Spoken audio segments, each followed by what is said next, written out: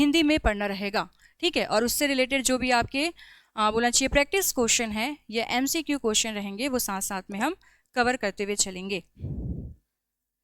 चलिए देखिए, विराम चिन्ह की जब हम बात करते हैं तो जब आप हिंदी में आप कोई भी वाक्य पढ़ रहे हैं, चाहे आप हिंदी सब्जेक्ट को पढ़ रहे हैं, ठीक है, तो कुछ समय के लिए आपको क्या करना होता है, जैसे आप कोई भी वाक्य को पढ़ रहे हैं, कोई भी एक सिंपल वाक्य है, साधारण वाक्य है, जब आप उस वाक्य को पढ़ते हैं तो आपको वाक्य को पढ़ने से पहले या वाक्यों को पढ़ने के समय थोड़ा ठहराव की ज़रूरत पड़ती है। जैसे आप सीधे सीधे किसी भी वाक्य को नहीं पढ़ सकते या सेंटेंस को आप नहीं पढ़ सकते, क्योंकि सामने वाले को उसकी अर्थ जो है, जो भी आप पढ़ रहे हैं, जो भी आप स्टडी कर रहे हैं, उसका अर्थ समझ में जो है आना ज़रूरी है कि जनरली आप क्या अभिव्यक्त करना चाह रहे हैं, ठीक है।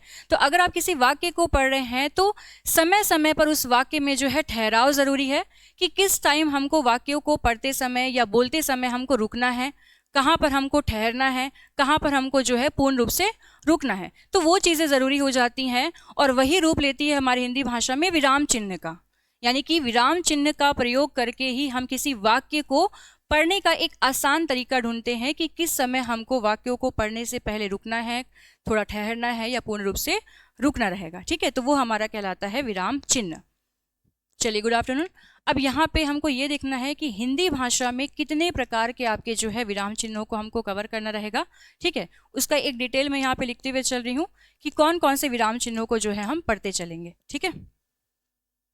चलिए देखिए, सबसे पहले अगर आप याद रखेंगे तो इसमें आपका आएगा पूर्ण विराम चिन्ह। पूर्ण विराम चिन्ह, चिन्हों को याद भी रखेंगे साथ साथ में, क्योंकि आपके एग्जाम में ऐसे भी क्वेश्चन आते हैं कि आपको उस चिन्ह का ऑप्शन दे देगा और पूछेगा बताइए कि पूर्ण विराम चिन्ह कौन सा है या अर्ध विराम चिन्ह कौन सा है या अल्प विराम चिन्ह कौन सा है। तो साथ साथ में आप लोग चिन्हों को भी याद करते चलिएगा, ठीक है। तो पूर्ण विराम चिन्ह हो गया। दूसरा इसमें हमको कवर करना रहेगा आपका अल्प विराम चिन्ह। अल्प विराम चिन्ह, ठीक। तीसरा इसमें आपका हो जाएगा योजक चिन्ह। सारे चिन्हों को मैं अभी लिखूंगी, ठीक है, तो चिन्हों को बिल्कुल से पहचानिएगा। योजक चिन्ह। चौथा इसमें आपका रहेगा प्रश्नवाचक चिन्ह, ठीक। पांचवा इसमें रहेगा आपका विस्मयादि बोधक चिन्ह।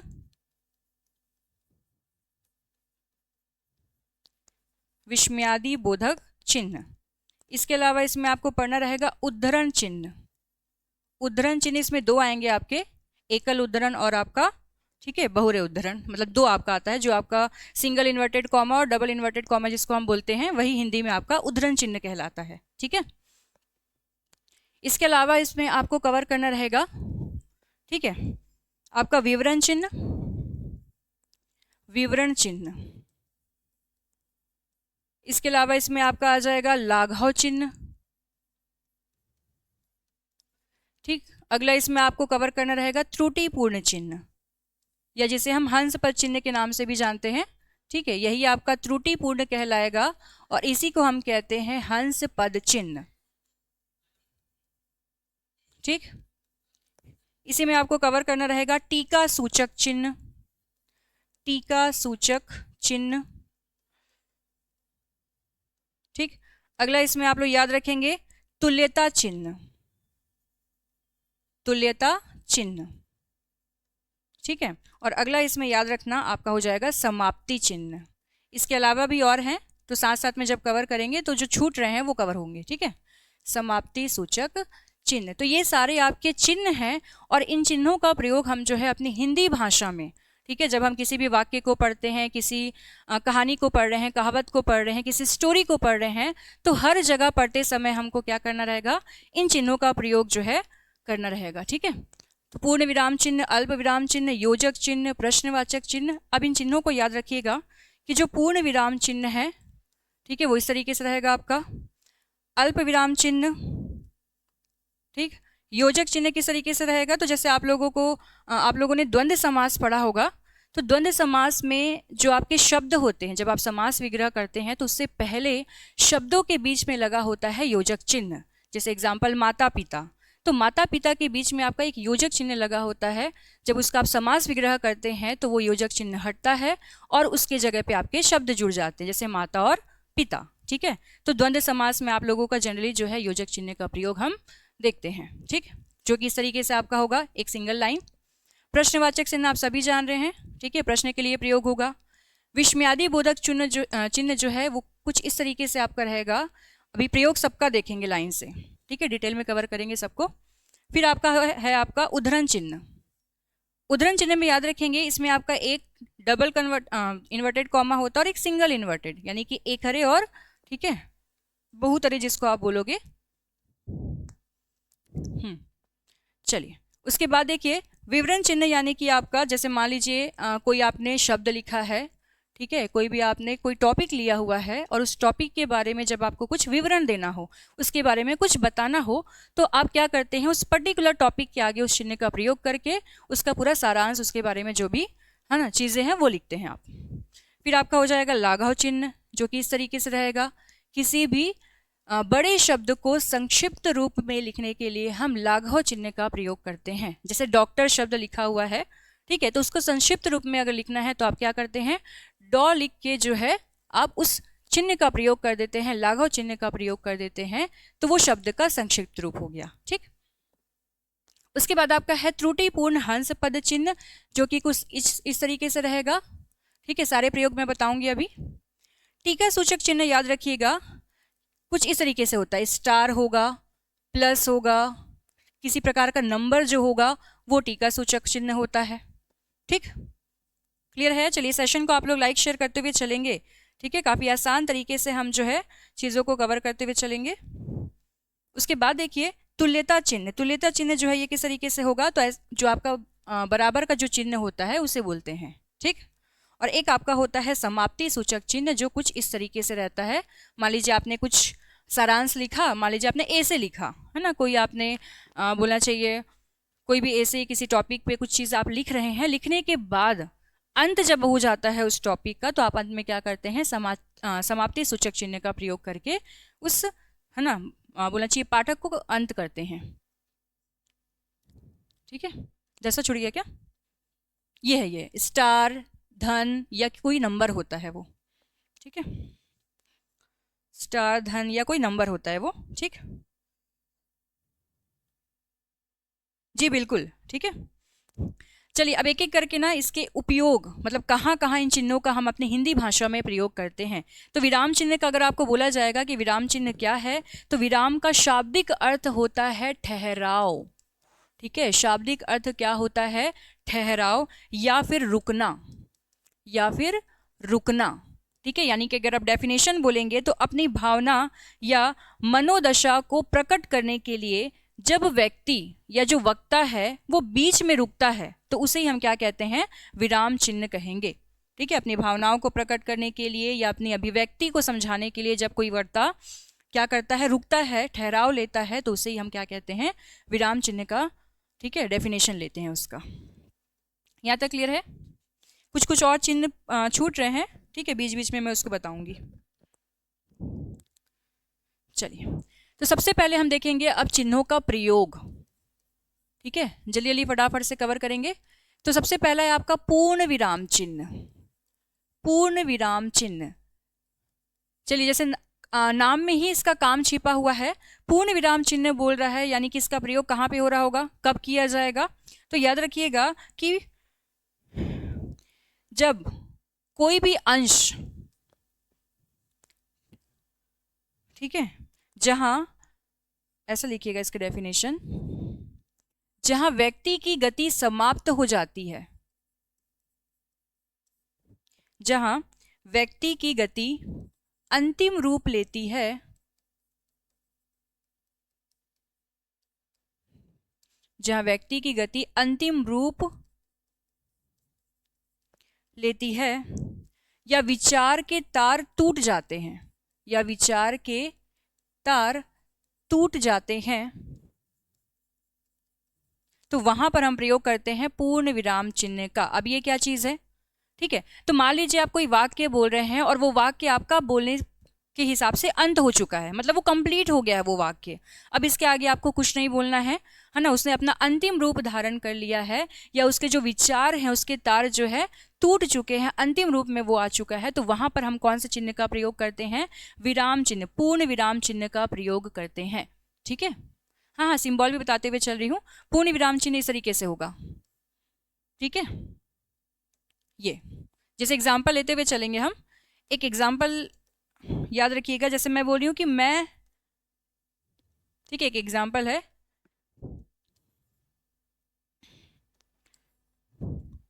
वह जा रहा है। ठीक है, एक एग्जाम्पल है, वह जा रहा है।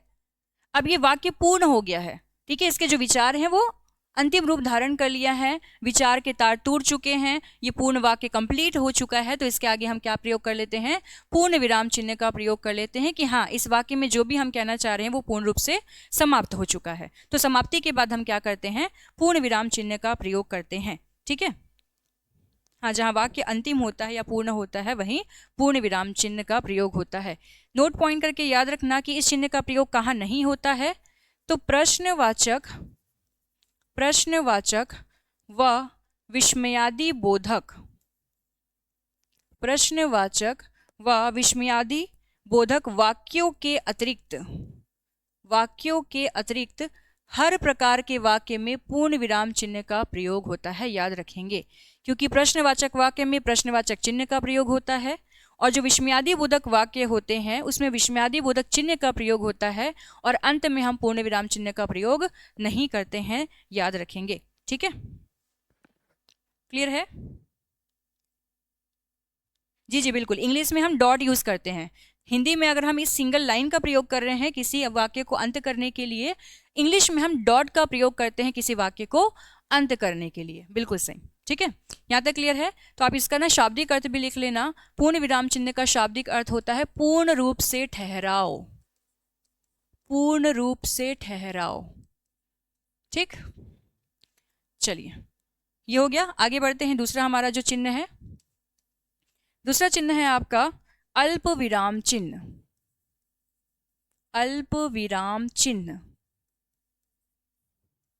ठीक है, और अल्प विराम चिन्ह का चिन्ह अगर आप देखेंगे, ठीक है, वो किस तरीके से होगा? तो अल्प विराम चिन्ह का जो प्रयोग है, ठीक है, वो इस तरीके से आपका ये एक नीचे में हम जो यूज करते हैं ना अल्प विराम चिन्ह, ये वाला आपका जो है अल्प विराम चिन्ह है। अब इसका प्रयोग कहाँ कहाँ होगा? अब इसके कई सारे प्रयोग है ना, तो एक एक करके मैं सारे प्रयोग आप लोगों को बताते हुए चल रही हूँ।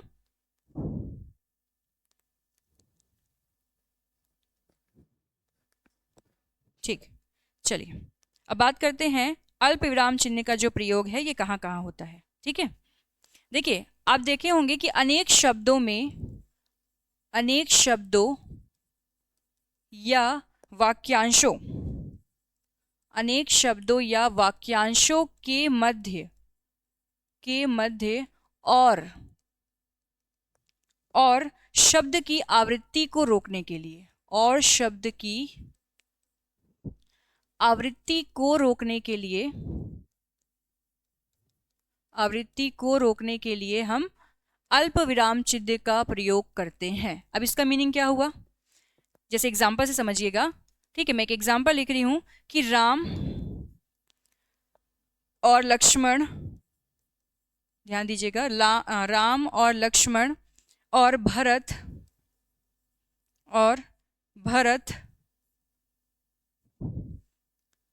ठीक है, महल में पधारे। अब इस वाक्य को देखिए, यहाँ पे क्या हो रहा है? राम और लक्ष्मण और भरत महल में पधारे, तो किसी भी दो शब्दों के बीच में क्या हो रहा है? और का प्रयोग हुआ है। तो इस और शब्द की आवृत्ति को ही रोकने के लिए हम क्या करते हैं? अल्प विराम चिन्ह का प्रयोग करते हैं। कहने का मतलब है हम और ना लिखकर यहाँ पे क्या करेंगे? राम अल्प विराम चिन्ह, लक्ष्मण भरत महल में पधारे। तो इससे वाक्य हमारा क्या हो जाता है? एक सटीक और सार्थक रूप धारण करता है। ठीक है, तो एक प्रयोग तो ये हो गया कि किसी वाक्य में और के पुनरावृत्ति या उसकी आवृत्ति को रोकने के लिए हम इस अल्प विराम चिन्ह का प्रयोग करते हैं। क्लियर हो रहा है सारी चीजें? ठीक है, सारी चीजें क्लियर है सभी को? चलिए सेशन को आप लोग बिल्कुल से शेयर कर देंगे, क्योंकि ये आपका बोलना चाहिए ये जो सीरीज़ है ये आपके आगामी आने वाले एग्ज़ाम के लिए जो है काफ़ी यूज़फुल रहेगा। तो बिल्कुल से आप लोग डेली बेसिस पर जुड़कर जो है इन प्रश्नों को डील करते हुए चलेंगे। ठीक है, क्लियर है। अब दूसरा उपयोग, ये तो पहला हो गया। दूसरा प्रयोग याद रखिएगा कि अल्प विराम का शाब्दिक अर्थ अगर आपको पूछा जाए कि क्या होता है, ठीक है, अल्प विराम का अगर आपको शाब्दिक अर्थ पूछा जाए तो शाब्दिक अर्थ होता है थोड़ी देर के लिए रुकना, थोड़ी देर के लिए रुकना या ठहरना। ठीक है, थोड़ी देर के लिए रुकना या ठहरना। पूर्ण विराम में पूर्ण रूप से रुकना और अल्प विराम का मतलब होता है थोड़ी देर के लिए ठहरना या फिर रुकना। ठीक है, दूसरा इसका प्रयोग याद रखिएगा कि जहां पर शब्द की पुनरावृत्ति हो रही हो, मैं शॉर्ट में लिखूंगी, आप लोग को पूरा लिखना है तो लिखिएगा। शब्द की जब पुनरावृत्ति हो रही हो, शब्द की पुनरावृत्ति की जाए तो वहां पर हम क्या करते हैं, अल्प विराम चिन्ह का प्रयोग करते हैं। जैसे एग्जाम्पल मैंने कहा सुनो सुनो सुनो सुनो वह नाच रही है। ठीक है, तो अब क्या हो रहा है, यहाँ पे एक ही शब्द का दो बार प्रयोग हो गया है, पुनरावृत्ति हो गया है, तो हम इसके बीच में क्या कर देते हैं, अल्प विराम चिन्ह का प्रयोग लगाते हैं ताकि वो अलग अलग साउंड करे। ठीक है, नहीं तो हम इसको एक जैसे पढ़ेंगे, सुनो सुनो एक साथ पढ़ देंगे, है ना। सुनो सुनो वह नाच रही है, तो दो शब्द अगर एक बार में आपके रिपीट हो रहे हैं तो हम क्या करते हैं, वहां पे अल्प विराम चिन्ह का प्रयोग करते हैं। क्लियर है। ठीक, चलिए अब तीसरा प्रयोग देखिए इसका। तीसरा प्रयोग क्या हो सकता है अल्प विराम चिन्ह का, तो तीसरा प्रयोग इस प्रकार से होगा। ठीक है, इसके बाद नहीं, आज तो भी नहीं, हाँ पूरा आज विराम चिन्ह नहीं चलेगा मतलब, और उसके फिर एमसीक्यू क्वेश्चन रहेंगे। हाँ ये ऐप में भी रहेगा, कल ऐप में आप आएंगे ना, ऑफलाइन में आप आते हो ना, हाँ तो ये कल का टॉपिक ऐप का हमारा विराम चिन्ह नहीं है, कल पढ़ेंगे डिटेल से और। ठीक है, हाँ ठीक है ना, कल का टॉपिक है ये, कोई दिक्कत नहीं। देखिए तीसरा आपका ये हो जाएगा कि यदि वाक्य के बीच में, यदि वाक्य के बीच में किंतु, इसलिए, यदि वाक्य के बीच में किंतु, इसलिए, ठीक है, क्योंकि, परंतु, इस तरीके से कोई भी शब्द लिखा हो, ठीक है, तो इनके पहले हम क्या करते हैं, विराम चिन्ह का प्रयोग करते हैं। इनके पहले क्या करेंगे, हम अल्प विराम चिन्ह का प्रयोग करते हैं। ठीक है, अब जैसे एग्जाम्पल से समझिएगा इसको। एग्जाम्पल है आपके पास,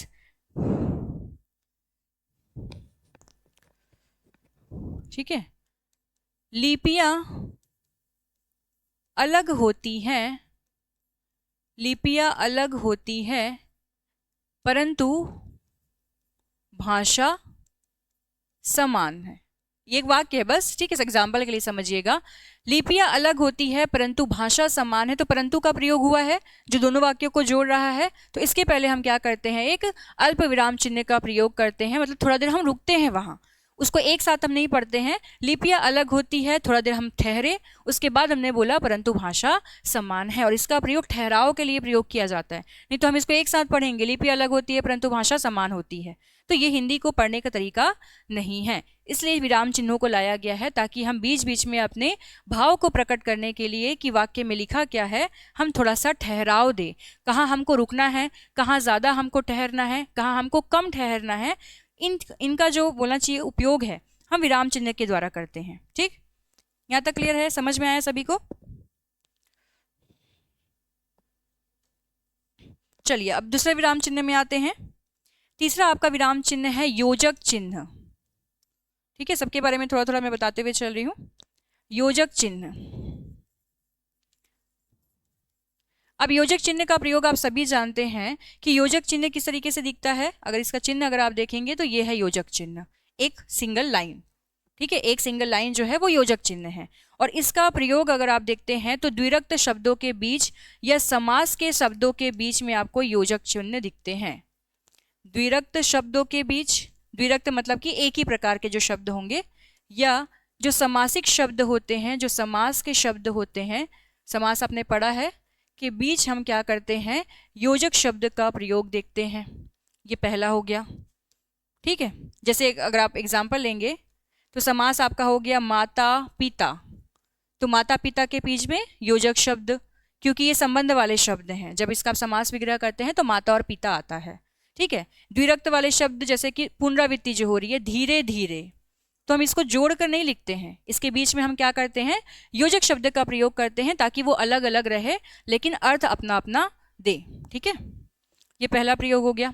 दूसरा प्रयोग याद रखेंगे, दो विपरीतार्थक शब्दों के बीच विपरीत अर्थ वाले, ठीक है, दो विपरीत अर्थ वाले शब्दों के बीच भी हम क्या करते हैं, योजक शब्द का प्रयोग करते हैं। जैसे मान लीजिए तो दो अलग अलग अर्थ वाले हैं, मैंने बोला पाप पुण्य, तो पाप पुण्य दो अलग अलग अर्थ वाले हैं, तो इसके बीच में हम क्या करेंगे, योजक शब्द का प्रयोग करेंगे। लाभ हानि दो अलग अलग अर्थ देने वाले शब्द हैं, तो उसके बीच में भी हम योजक शब्द का प्रयोग करेंगे, ठीक है।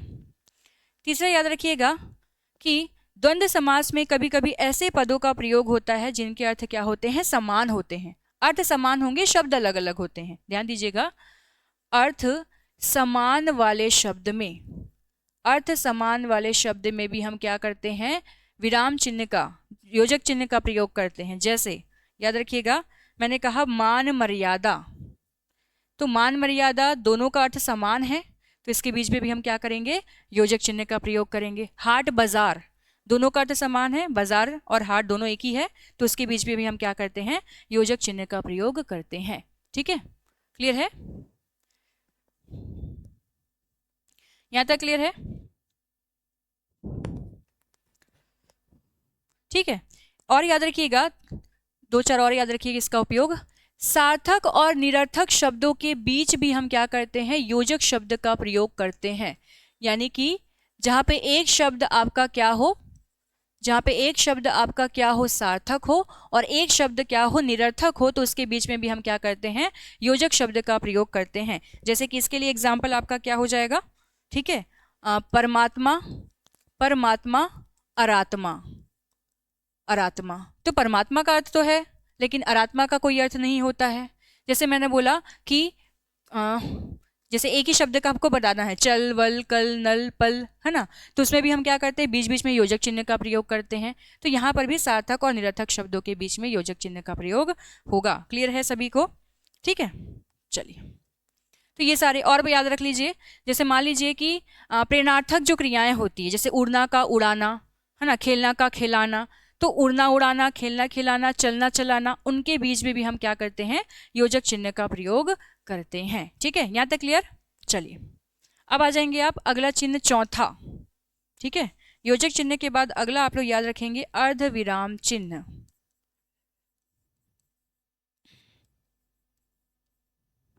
अर्ध विराम चिन्ह, एक अल्प विराम चिन्ह था और एक अर्ध विराम है। अल्प विराम कैसा था, ठीक है, तो एक डैश वाला, ठीक। अर्ध विराम चिन्ह का आप लोग याद रखिएगा कि ये किस तरीके से आपका चिन्ह दिखता है, ठीक है। तो इसका चिन्ह है ये डॉट के साथ नीचे अल्प विराम दिख रहा है, चिन्ह डॉट के साथ एक अल्प विराम, तो ये आपका होता है अर्ध विराम, ठीक है। चीजें क्लियर हो रही हैं। इसके बाद आपका जो वन लाइनर फैक्ट वाली क्लास है वो भी कंटिन्यू में रहेगी, ठीक है, 2:30 बजे से। अब देखिए, अर्धविराम चिन्ह का प्रयोग हम कब करते हैं, इसका प्रयोग करते हैं जब एक वाक्यांश को दूसरे वाक्यांश से अलग करना हो। एक वाक्यांश को दूसरे वाक्यांश से अलग करना हो, ठीक है, एक वाक्यांश से दूसरे वाक्यांश को अलग करना हो, तो वहां पर हम क्या करते हैं, अर्धविराम चिन्ह का प्रयोग करते हैं। या फिर इसका अर्थ होता है जहां पर हमको अधिक ठहराव देना हो, अधिक ठहराव देना हो। अल्प विराम में हमको थोड़ा बहुत ठहराव देना है, लेकिन यहाँ पर हमको क्या करना रहेगा, अधिक ठहराव देना रहेगा जब भी हम कोई वाक्यांश को पढ़ रहे हैं, ठीक है। समझ में आया, अर्धविराम चिन्ह बिल्कुल सही, ठीक। तो यहाँ पे एक और लिख लीजिएगा कि अर्धविराम चिन्ह का जो प्रयोग है ये पूर्ण विराम से कम व अल्प विराम से अधिक ठहरने के लिए प्रयोग करते हैं। अल्प विराम से अधिक ठहरने के लिए हम क्या करते हैं, इसका प्रयोग करते हैं, अधिक ठहरने के लिए। ठीक है, जैसे एग्जाम्पल लीजिएगा, एग्जाम्पल से समझिएगा। ठीक है, आओ, ठीक है, आओ, पढ़ो, देखो, आओ, पढ़ो, देखो, पर समय अधिक बर्बाद मत करो, पर समय अधिक बर्बाद मत करो। अब यहाँ पे क्या हो रहा है देखिएगा। ठीक, आओ के बाद फिर अर्धविराम चिन्ह का प्रयोग, पढ़ो के बाद भी अर्धविराम चिन्ह का प्रयोग, देखो के बाद भी अर्धविराम चिन्ह का प्रयोग। तो यहाँ पर जब आप इस वाक्य को पढ़ेंगे ना, तो कैसे पढ़ेंगे, आओ, अधिक समय रुकेंगे, पढ़ो, देखो, पर समय अधिक बर्बाद मत करो। मतलब इसको पढ़ते समय आपको थोड़ा सा ज्यादा समय देना रहेगा, ठहरना रहेगा। ठीक है, तो अधिक ठहराव के लिए हम क्या करते हैं, अर्धविराम चिन्ह का प्रयोग करते हैं। यहाँ तक क्लियर है। ठीक, चलिए पांचवा चिन्ह देखेंगे। पांचवा जो हमारा अर्धविराम चिन्ह है वो है उपविराम, उपविराम चिन्ह। ठीक है, बताइए उपविराम चिन्ह कैसे दिखेगा। ठीक है, उपविराम चिन्ह का जो आपका चिन्ह है वो किस तरीके से है। Good afternoon, very good afternoon. उपविराम आपका चिन्ह किस तरीके से होगा, तो याद रखेंगे ये। ठीक है, ये उपविराम चिन्ह है। अब उपविराम चिन्ह का जो प्रयोग है ये अर्धविराम चिन्ह से अधिक ठहराव के लिए इसका प्रयोग होता है। ठीक है, अर्धविराम चिन्ह से अधिक ठहराव के लिए,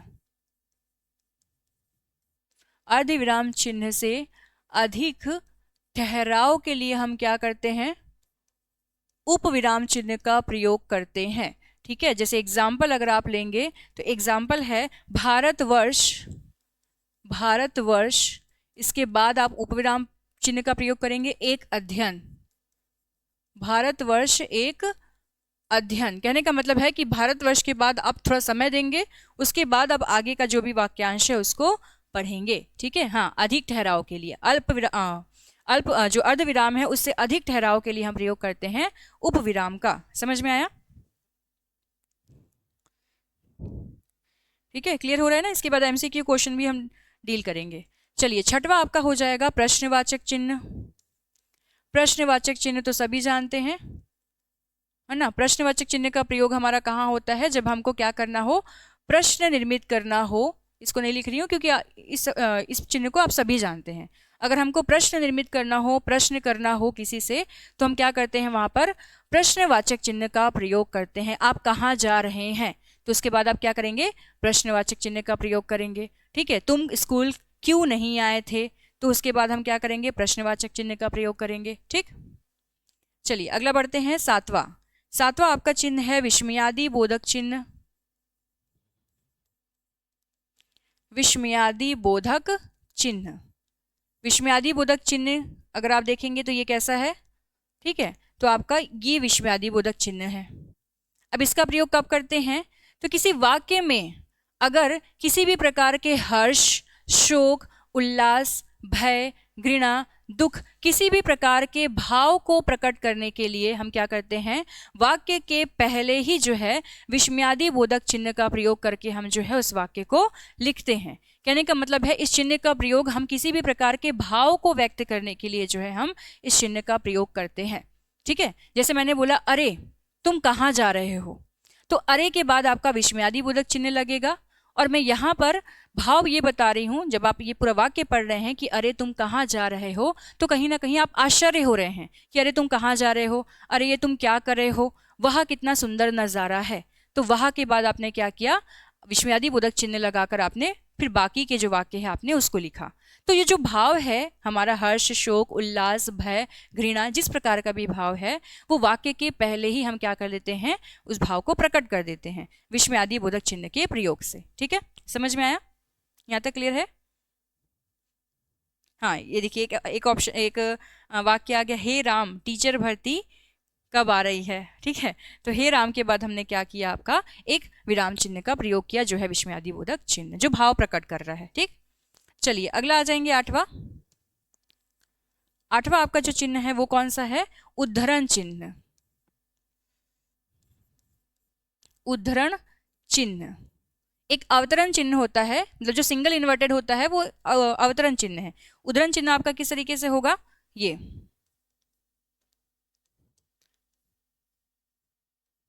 आपका उद्धरण चिन्ह है। अब इसमें भी दो टाइप के होते हैं, है ना, ये चिन्ह आपके दो प्रकार के होते हैं। एक आपका होता है एकाकी उद्धरण चिन्ह, और एक होता है दोहरे उद्धरण चिन्ह। ठीक है, एकाकी मतलब कि सिंगल होगा इसमें, और दोहरे मतलब कि इसमें डबल इन्वर्टेड कॉमा होगा। ठीक है, दो टाइप के होते हैं, एकाकी उद्धरण चिन्ह और आपका डबल यानी कि दोहरे उद्धरण चिन्ह। ठीक, अब इसका प्रयोग कहाँ पे होता है ये देखेंगे। देखिए, उद्धरण चिन्ह का प्रयोग किसी शब्द की विशिष्टता प्रकट करने के लिए, ठीक है, इस चिन्ह का जो प्रयोग है किसी शब्द की विशिष्टता प्रयोग करने के लिए, किसी शब्द की विशिष्टता प्रयोग करने के लिए, या किसी भी प्रकार का लेख है ना, कोई पुस्तक का लेख है, कोई पुस्तक का पाठ है, कोई शीर्षक है, कोई कविता का शीर्षक है, कोई छोटा सा महत्वपूर्ण अंश है, तो उन सभी को लिखने के लिए हम क्या करते हैं, इन चिन्हों का प्रयोग करते हैं। ठीक है, इन चिन्हों का प्रयोग करते हैं उदाहरण देने के लिए, बिल्कुल सही। ठीक, अब देखिए, अब जैसे कि मैं एग्जाम्पल अगर लूँ, ठीक है, इसके एग्जाम्पल में आपका क्या हो जाएगा, प्रिय प्रयास। प्रिय प्रयास एक महाकाव्य है ना, एक छोटा सा अंश है, महत्वपूर्ण है, विशिष्ट है, तो इसको हम क्या करेंगे, आपके उद्धरण चिन्ह के द्वारा लिखेंगे। ठीक है, वैसे सिंगल में आएगा ये, क्योंकि आपका एक छोटा सा ये काव्य के अंतर्गत आ रहा है, तो काव्य के लिए हम क्या करते हैं, एकल उद्धरण चिन्ह का प्रयोग करते हैं। ठीक है, मान लीजिए किसी बुक है, कोई पुस्तक है, उसमें कोई छोटी सी पंक्ति लिखी हुई है, कोई विशेष कुछ अच्छा चीज लिखा हुआ है, तो उसको हमको ज्यों का त्यों अगर उतारना हो तो हम क्या करते हैं, आपके डबल यानी कि दोहरे उद्धरण चिन्ह का प्रयोग करते हैं। समझ आया? तो कोई भी शीर्षक है, लेख है, कोई महाकाव्य है, कोई काव्य है, किसी रचना का नाम है, तो वहां पर सिंगल उद्धरण चिन्ह का प्रयोग, और जहां पे हमको किसी पंक्ति को ज्यों का त्यों लिखना हो, किसी अंश को ज्यों का त्यों हमको लिखना हो, तो वहां पर हम क्या करते हैं, दोहरे उद्धरण चिन्ह का प्रयोग करते हैं। समझ में आया? ठीक है, हाईलाइट के लिए बोल सकते हैं, बिल्कुल सही। क्लियर है यहाँ तक? ये क्लियर है? चलिए आगे चिन्ह की ओर बढ़ते हैं, उसके बाद हम प्रश्नों को डील करेंगे। चलिए, 9वां आपके सामने है अब अगला। 9वां चिन्ह आपका है कोष्टक। अच्छा, उसमें नाम में कोष्टक छुड़ गया था, कोष्टक। ठीक है, कोष्टक चिन्ह में आप जानेंगे कि 3 कोष्टक आपके होते हैं। ठीक है, 3 कोष्टक होते हैं, एक इस प्रकार से, ठीक है, एक आपका सर्पिलाकार और एक आपका वर्गाकार, है ना, 3 कोष्टक होते हैं, एक छोटा और एक आपका सर्पिलाकार कोष्टक और एक आपका होता है वर्गाकार कोष्टक। मान लीजिए कुछ महत्वपूर्ण है, ठीक है, और उसको हमको क्या करना है, हाईलाइट करना है उन चीज़ों को, तो हम क्या करते हैं, कोष्टक के अंतर्गत जो है उसका हम प्रयोग करते हैं, कोष्टक के अंतर्गत हम जो है उसको लिखते हैं। ठीक है, किसी शब्द के अर्थ को स्पष्ट करने के लिए, किसी क्रमांक को दिखाने के लिए हम क्या करते हैं, कोष्टक का प्रयोग करते हैं। ठीक है, तो इसका तो प्रयोग सबको पता है, इसलिए ज़्यादा हम इसको समय नहीं देंगे। 10वां आपका हो जाएगा विवरण चिन्ह। विवरण चिन्ह किस तरीके से दिखता है, यह है आपका विवरण चिन्ह। ठीक है, विवरण चिन्ह का प्रयोग आप सभी जानते हैं कि किसी वस्तु के वर्णन में हम इस चिन्ह का प्रयोग करते हैं। मान लीजिए हमको कोई भी टॉपिक दिया गया है और उसका हमको वर्णन करना हो, तो हम क्या करते हैं, उस चिन्ह का प्रयोग करते हैं। जैसे मान लीजिए हमको बताना है समास के बारे में, समास के बारे में वर्णन देना है, तो हम क्या करेंगे, इस विवरण चिन्ह का प्रयोग करके समास के बारे में उसका वर्णन देंगे। हमको संधि के बारे में बताना है, हमको किसी कथा के बारे में बताना है, तो पर्टिकुलर उस टॉपिक को लेके हम उस विवरण चिन्ह का प्रयोग करते हैं और उसके बारे में पूरा डिटेल हम बताते हैं। ठीक, चलिए 11वां हो जाएगा इसमें। अगला चिन्ह आपका हो जाएगा पुनरुक्ति चिन्ह। पुनरुक्ति चिन्ह, पुनरुक्ति चिन्ह कैसे दिखता है, तो पुनरुक्ति चिन्ह जो है ये इस प्रकार से आपका रहेगा, ये इस तरीके से आप यूज करते हैं ना। जैसे मान लीजिए आप कुछ लिख रहे हैं, जैसे आप लिखे लेखक, और लेखक का नाम है मान लीजिए, ठीक है, आपका कोई भी लेखक का नाम ले लीजिए, ठीक है, महादेवी वर्मा।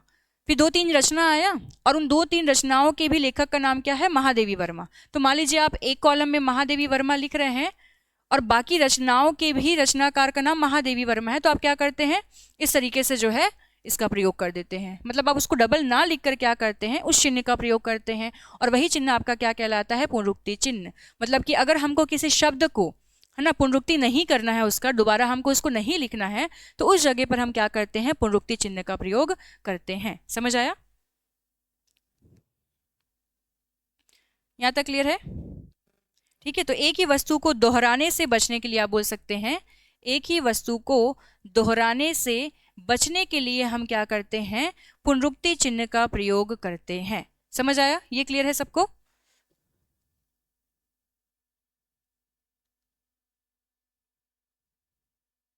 जी बिल्कुल सही दिव्या साहू जी। देखिए चिन्हों की जब हम बात करते हैं ना, तो जो कामता प्रसाद गुरु आप बोल रहे हैं, बिल्कुल सही, कामता प्रसाद गुरु ने जो है 20 चिन्ह बताए हैं। ठीक है, पूरा डिटेल अगर आप देखते हैं तो जो कामता प्रसाद जी हैं उन्होंने हिंदी में 20 चिन्हों को बताया है। और अगर हम कामता प्रसाद जी के चिन्हों को कवर ना करें तो ऐसे गिन के सिर्फ हमारे 5-10 ही चिन्ह हैं, लेकिन कामता प्रसाद जी ने इसके एक्स्ट्रा जो चिन्ह, जैसे विवरण चिन्ह, पुनरुक्ति चिन्ह, कोष्टक चिन्ह, ये इनकी देन है। नॉर्मल तरीके से हम कुछ ही चिन्हों को बस पढ़ते हैं, जैसे अल्प विराम, पूर्ण विराम, अर्ध विराम, ठीक है, आपका प्रश्नवाचक चिन्ह हो गया, योजक चिन्ह हो गया, नॉर्मल ये है हिंदी में। लेकिन और भी चिन्हों को लाने वाले कौन है, तो कामता प्रसाद जी हैं, बिल्कुल। ठीक है, चलिए अगला देखें। अगला आपका 12वां आ जाएगा। 12वां चिन्ह है आपका लोप चिन्ह। ठीक है, लोप चिन्ह। अब ये क्या चीज है, ये कौन सा चिन्ह है बताइए, लोप चिन्ह कौन सा है? ठीक है, तो लोप चिन्ह कुछ इस तरीके से आपका होता है। ये लोप चिन्ह आपने जब आप हिंदी पढ़े हो, आपने पढ़ा होगा 7वीं 8वीं जो भी क्लास में, या संस्कृत आपने पढ़ा होगा, तो आपको अनुवाद करने के लिए आता था, है ना। आपको एक पंक्ति दी जाती थी और बोलता था उसका संदर्भ लिखिए, प्रसंग लिखिए और उसका अनुवाद करिए। तो हम क्या करते थे, बुक से उस पूरी पंक्ति को ना लिखकर शुरू के कुछ पार्ट को लिखते थे, फिर dash dash dash dash comma comma comma करके हम क्या करते थे, है ना, उसके लास्ट वाले भाग को लिखते थे। ठीक है, तो वो जो चिन्ह है वो कौन सा चिन्ह है, लोप चिन्ह है। ठीक है, तो कब प्रयोग किया जाता है आप बताइए, आप लोग याद आया, लोप चिन्ह का प्रयोग कब होता है बताइए?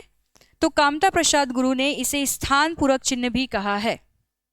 ठीक है, इसको कौन सा चिन्ह का नाम दिया है इन्होंने, स्थान पूरक चिन्ह। मतलब कि पूरे अंश को लिखने से बचने के लिए हम क्या करते हैं, उसके, है ना, जो इंपॉर्टेंट पार्ट है उसको लिखकर हम बाकी में क्या कर देते हैं, उसका लोप कर देते हैं। ठीक, तो वो है आपका लोप चिन्ह। हाँ, स्थान पूरक चिन्ह के नाम से हम जानते हैं। चलिए 13 में आ जाएंगे। अगला आपका कौन सा चिन्ह हो जाएगा, लाघव चिन्ह। 2 ही दिन बचे हुए हैं। लाघव चिन्ह, लाघव चिन्ह कैसे दिखता है, इसका चिन्ह अभी मैंने बताया था इस तरीके से, एक डॉट, बड़ा डॉट आप बोल सकते हैं। ठीक है, लाघव जो चिन्ह होता है, इस चिन्ह का प्रयोग जो है किसी शब्द को संक्षिप्त करने के लिए हम जो है इसका प्रयोग करते हैं। संक्षिप्त करने के लिए, किसी शब्द, जो बड़ा लिखा हुआ शब्द है उसको संक्षिप्त करने के लिए हम क्या करते हैं, लाघव चिन्ह का प्रयोग करते हैं। और यहाँ पर अगर हम एग्जाम्पल लें, ठीक है, तो जैसे आप उत्तर प्रदेश आप लिखते हैं, ये पूरा हुआ शब्द एक बड़ा शब्द हो गया। अब इसी को संक्षिप्त करना हो तो आप क्या लिख देते हैं, ऊ फिर लाघव चिन्ह, प्र फिर लाघव चिन्ह, तो ये उसका संक्षिप्त रूप हो गया।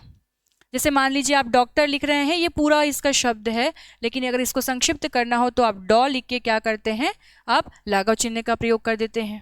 ठीक है, तो यही चीज आपका हो जाता है लाघव चिन्ह, संक्षिप्त करने के लिए आप बोल सकते हैं। ठीक, हाँ बिल्कुल सही। चलिए इंडिया इंग्लिश जी ने एक आंसर दिया, एक एग्जाम्पल दिया हुआ है, बिल्कुल करेक्ट।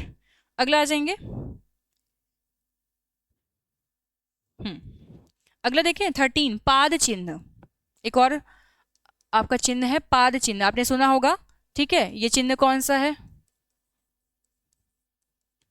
पाद चिन्ह, जो कि एक सिंगल लाइन है, लेकिन ये योजक चिन्ह की तरह नहीं है, ये लाइन थोड़ा लंबा होगा। ठीक है, और ये पाद चिन्ह का प्रयोग हम कब करते हैं, जब किसी विषय पर हमको अधिक ध्यान देना हो या अधिक ध्यान केंद्रित करना हो। ठीक है, विषय पर, जब किसी विषय पर अधिक ध्यान देने की आवश्यकता हो, अधिक ध्यान देने की आवश्यकता हो, तो हम उस शब्द के नीचे क्या करते हैं, पाद चिन्ह का प्रयोग करते हैं। ठीक है, मान लीजिए कोई पंक्ति है, कोई भी एक वाक्य है, उस वाक्य में हमको अधिक ध्यान केंद्रित करना है तो हम क्या करते हैं, उसके नीचे पाद चिन्ह का प्रयोग करते हैं। जैसे मैंने लिखा कि राम जी 14 वर्ष का वनवास, है ना, काट कर आए, तो वहां पर सबसे ज्यादा हमको, मान लीजिए उसमें हमको हाईलाइट करना है 14 वर्ष वनवास, तो हम क्या करेंगे, 14 वर्ष वनवास के नीचे पाद चिन्ह का एक लाइन खींचेंगे, जिसे हम बोलेंगे पाद चिन्ह, यानी उस वाक्य का, है ना, सबसे महत्वपूर्ण जो पार्ट है वो कौन सा है, 14 वर्ष वनवास, हाईलाइट करने के लिए। ठीक है, क्लियर हुआ? तो पाद चिन्ह का प्रयोग इस तरीके से हम करते हैं। क्लियर? चलिए सेशन को शेयर करते हुए चलेंगे। यहाँ तक क्लियर है? चलिए, तो ये रहे आपके पूरे चिन्ह। ठीक है, मोस्ट ऑफ द चिन्ह मैंने आप सभी को बता दिए हैं। ठीक है, लगभग बहुत सारे चिन्ह आपके मैंने कवर कर लिए हैं। ठीक है, कुछ और चिन्ह अगर आपके बच रहे होंगे, जैसे हंस पद चिन्ह एक आपका बच रहा है, हंस पद चिन्ह या त्रुटिपूर्ण चिन्ह जिसको हम बोलते हैं, हंस पद चिन्ह या इसी को हम बोलते हैं त्रुटिपूर्ण चिन्ह, जो कि किस तरीके से दिखता है। ठीक है, ये चिन्ह आपके कैसे होते हैं, ये इस तरीके से। इसका प्रयोग कब होता है, मान लीजिए आप कोई भी, है ना, विषय पर कुछ पंक्ति लिख रहे हैं, कोई वाक्य लिख रहे हैं, कुछ अंश लिख रहे हैं, या कुछ वाक्य लिखते समय आपका उस वाक्य में कोई शब्द छूट गया, है ना, कोई पार्ट छूट गया लिखना, तो आप क्या करते हैं, उस छूटे हुए पार्ट को दर्शाने के लिए आप सबसे पहले उस छूटे हुए भाग में आप इस चिन्ह का प्रयोग करते हैं और उस छूटे हुए भाग को आप लिखते हैं। मान लीजिए मैंने कहा कि मैं लिखने वाली हूं कि राम जी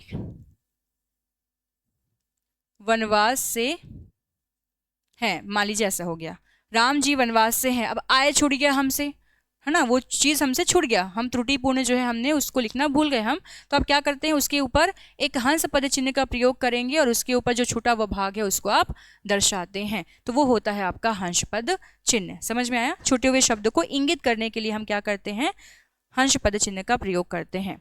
एक लास्ट आपका, ठीक है, एक होता है समाप्ति सूचक चिन्ह। समाप्ति सूचक चिन्ह अभी मैंने बताया था इस तरीके से, है ना, कुछ भी हम डाल देते हैं, जैसे कई लोग स्टार का प्रयोग कर लेते हैं, कई लोग कुछ फूल पत्ती बना देते हैं। ये कब प्रयोग करते हैं, जब हमने जो भी हम कुछ कहानी लिख रहे हैं, वाक्यांश लिख रहे हैं, कुछ भी अंश लिख रहे हैं जो हमारे द्वारा लिखा जा रहा है और पूर्ण रूप से हमको उसका अंत करना है, तो वो सारांश जब पूरा अंत हो जाता है तो पेज में वो उस अंश के खत्म होने के सबसे अंत वाले भाग में हम क्या करते हैं, उसको समाप्ति करने के लिए समाप्ति सूचक चिन्ह का प्रयोग करते हैं कि हाँ, यहाँ पर हमारा जो अंश है वो समाप्त हो चुका है। ठीक है, क्लियर है? चलिए, तो फिर हम क्वेश्चन की ओर बढ़ते हैं। यहाँ तक क्लियर है सभी को? एक बार और मैं रिविजन करवा दे रही हूँ कि कौन कौन से चिन्हों को अभी हमने कवर किया हुआ है। ठीक है, तो सबसे पहले हमने देखा आपका पूर्ण विराम चिन्ह। पूर्ण विराम चिन्ह जो है, इसका प्रयोग हम किसी भी अंश को समाप्त करने के लिए, या कोई अंश आपका वाक्य पूर्ण हो गया है तो वहां पर हम क्या करते हैं, पूर्ण विराम चिन्ह का प्रयोग करते हैं। जब आपके विचार का तार जो है टूट जाता है, अंतिम रूप धारण कर लेता है, तब पूर्ण विराम चिन्ह का प्रयोग किया जाता है। ठीक है, उसके बाद आपका आता है अल्प विराम चिन्ह। अल्प विराम चिन्ह का जो प्रयोग अगर आप देखते हैं तो कहीं ना कहीं अनेक शब्दों या वाक्यांशों के बीच में जो और शब्द का हम प्रयोग करते हैं, उस और शब्द की पुनरावृत्ति को रोकने के लिए हम अल्प विराम चिन्ह का प्रयोग करते हैं, जो कुछ इस तरीके से दिखता है, सिंगल। ठीक है, या फिर एक तरीके से आप ऐसा बोल सकते हैं कि जो कोई शब्द अगर बार बार आ रहा है वाक्य में, तो वहां पर भी हम उन शब्दों के बीच में अल्प विराम चिन्ह का प्रयोग करते हैं। ठीक है, चलिए, उसके बाद हमने पढ़ा आपका कौन सा चिन्ह पढ़ा हमने अल्प विराम के बाद?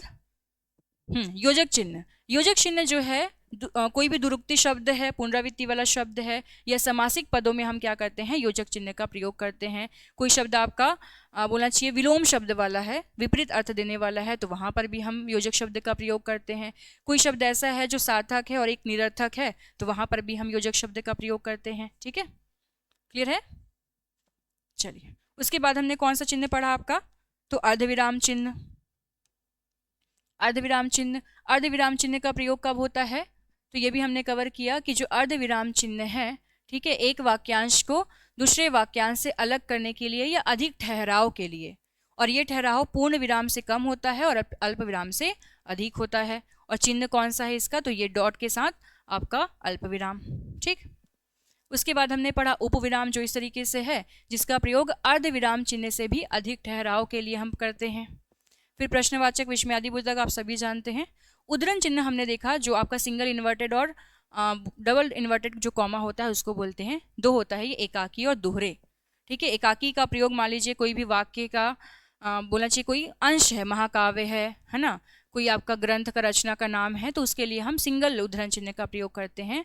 और मान लीजिए कोई पंक्ति है जिसको हम ज्यों का त्यों लिखना चाह रहे हैं, तो वहां पर हम जो है डबल यानी कि दोहरे उद्धरण चिन्ह का प्रयोग करते हैं।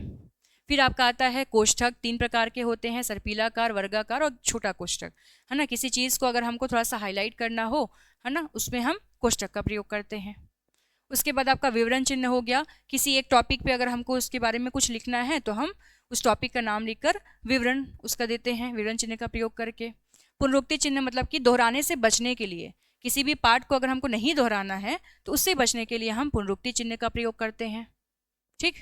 फिर लोभ चिन्ह जो कि स्थान पूरक चिन्ह होता है। किसी अंश को पूरा ना लिखकर हम क्या करते हैं, उसके विशेष भाग को लिखकर बाकी में हम लोभ चिन्ह का प्रयोग करते हैं। लाघव चिन्ह किसी शब्द को संक्षिप्त रूप देने के लिए हम इसका प्रयोग करते हैं। ठीक। उसके बाद आपका बच गया पाद चिन्ह, जिसका प्रयोग हम किसी विषय पर अगर हमको अधिक ध्यान देना है तो वहां पर हम क्या करते हैं, पाद चिन्ह का प्रयोग करते हैं। तो आई थिंक सो सबको क्लियर हो गया होगा। अब बढ़ते हैं हम एमसीक्यू क्वेश्चन की ओर। ठीक है, अब एमसीक्यू क्वेश्चन डील कर लेते हैं।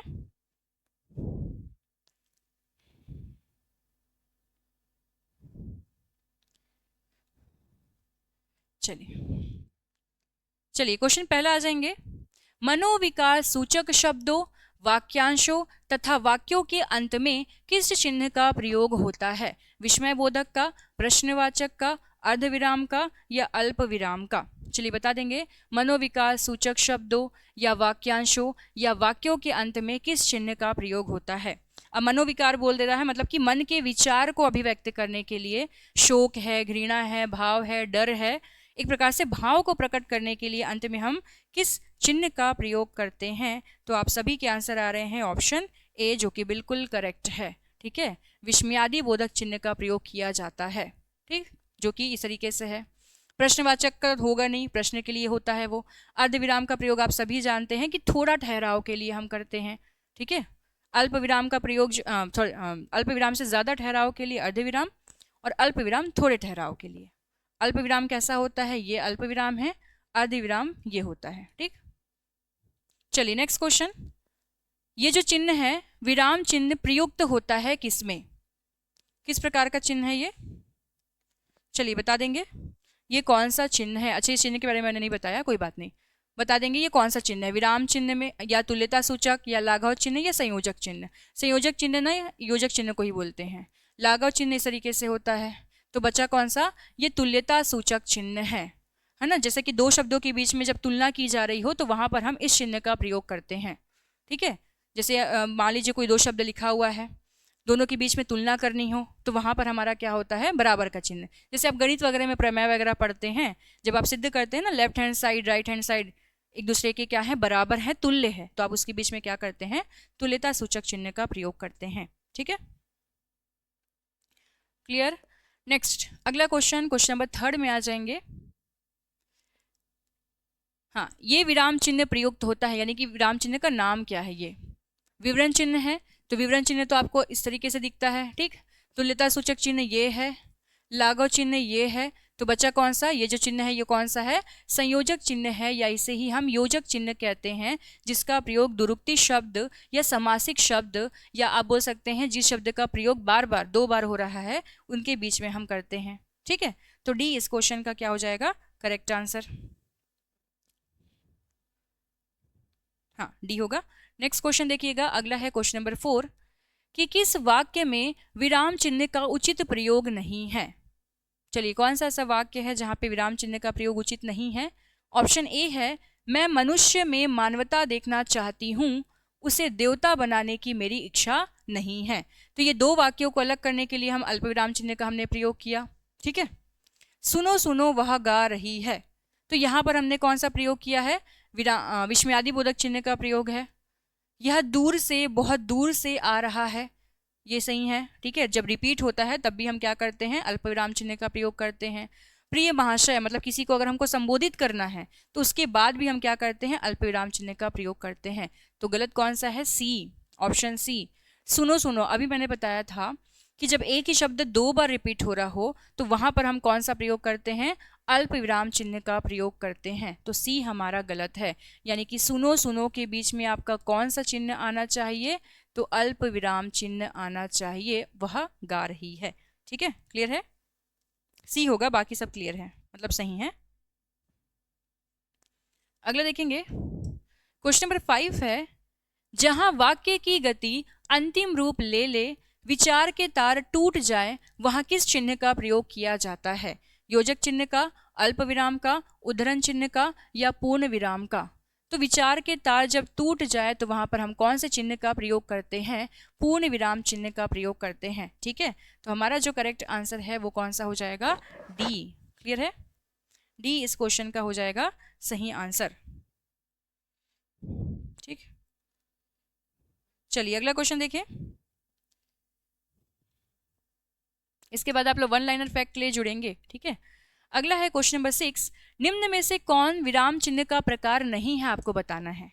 दिए गए ऑप्शन में से कौन सा विराम चिन्ह का प्रकार नहीं है। 10 से 15 क्वेश्चन करेंगे, फिर कल का सेशन एक और रहेगा पूरा विराम चिन्ह वाला। ठीक है, कौन सा विराम चिन्ह का प्रकार नहीं है, निर्देशक, लाघव, उपदेशक और विवरण।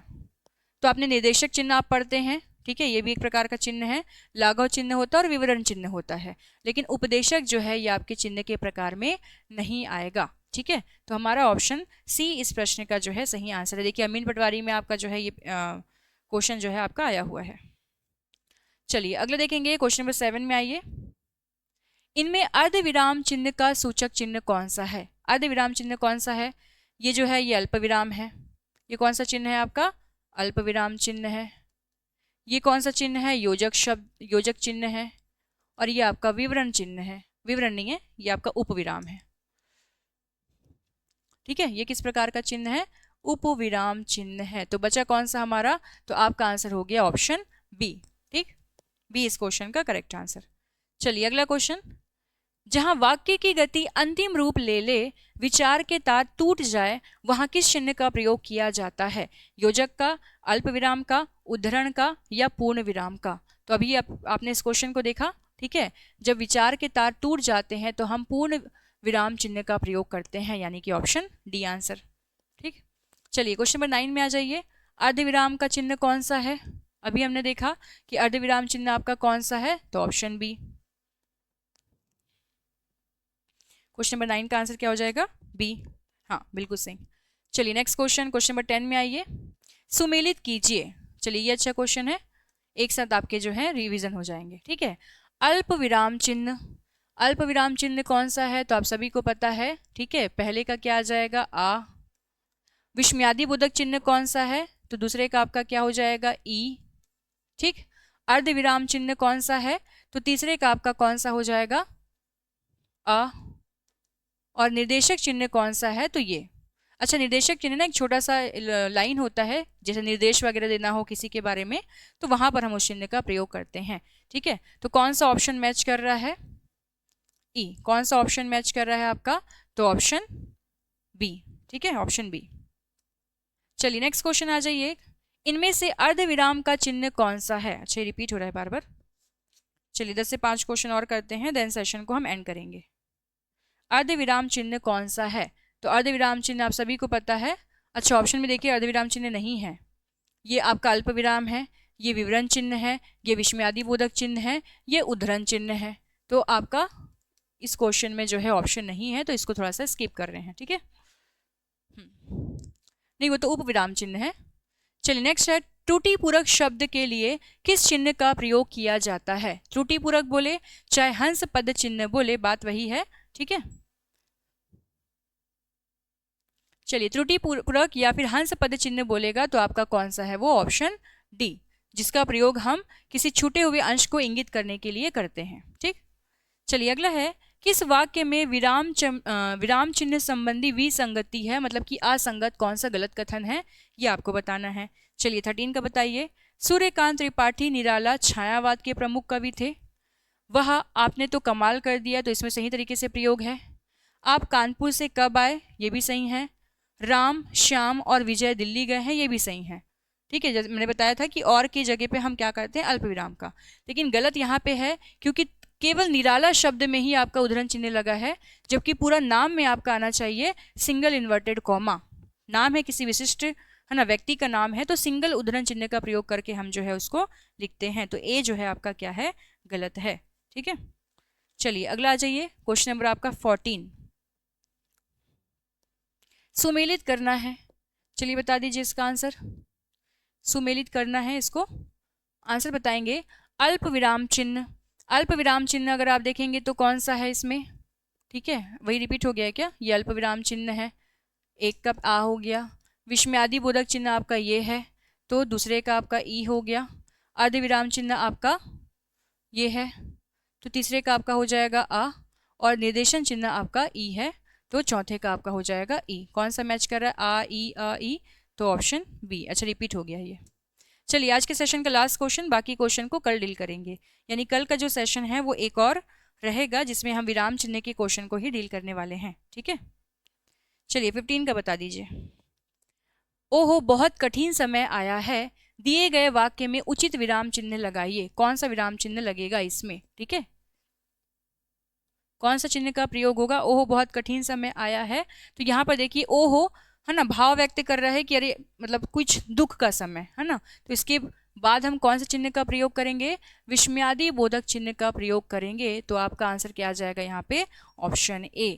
ठीक है, क्लियर है।